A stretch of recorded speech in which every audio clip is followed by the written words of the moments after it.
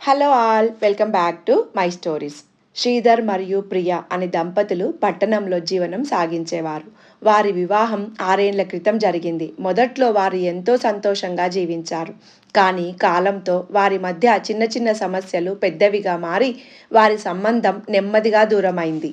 శ్రీధర్ ఉద్యోగం చేస్తున్న వ్యక్తి. అతను రోజంతా పనిలో బిజీగా ఉండేవాడు. కానీ ప్రియా ఇంట్లో ఒంటరితనంగా ఫీల్ అవుతూ తన జీవితంలో ప్రేమను, గౌరవాన్ని కోల్పోయినట్టుగా భావించింది. అదే సమయంలో శ్రీధర్ తన భార్య పట్ల దూరంగా ఉంటూ తన కార్యాలయ సహచరురాలైన కావ్యతో దగ్గరయ్యాడు. కావ్య అందం, చలాకీ మరియు వినమ్రత కలిగిన యువతి. ఆమెతో శ్రీధర్ ఆఫీసులో ఎక్కువ సమయం గడిపేవాడు. ఆమెతో మాట్లాడుతుండగా తన భార్యతో పంచుకోలేని అనుభూతులను ఆమెతో పంచుకుంటూ నెమ్మదిగా ఆమెతో అక్రమ సంబంధం పెట్టుకున్నాడు. ఇదంతా గమనించిన ప్రియ తన మనసులో అనేక సందేహాలు పెంచుకుంది. ఆమె తన భర్త మీద, తన మీద ఎక్కడో తప్పు జరిగిందని అనుమానం పడింది. సమస్య తారాస్థాయికి చేరినప్పుడు ఒకరోజు శ్రీధర్ అర్ధరాత్రి వరకు ఇంటికి రాలేదు. ఈసారి ప్రియా ఎదురెళ్ళి అతని తీరుపై ప్రశ్నించగా అతను కోపంగా, నాకు స్వేచ్ఛ కావాలి, నువ్వు అర్థం చేసుకోవడం లేదని చెప్పాడు. ఆ మాటలు ఆమె హృదయాన్ని గాయపరిచాయి.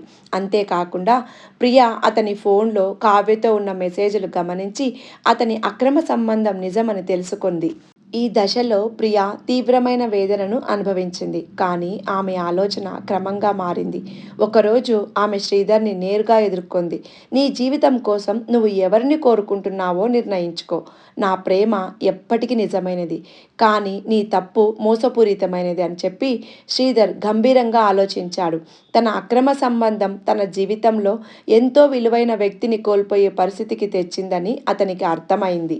కావ్య తన జీవితంలో నిత్య స్థిరమైన సంబంధం కావాలని అతనికి అనిపించలేదు.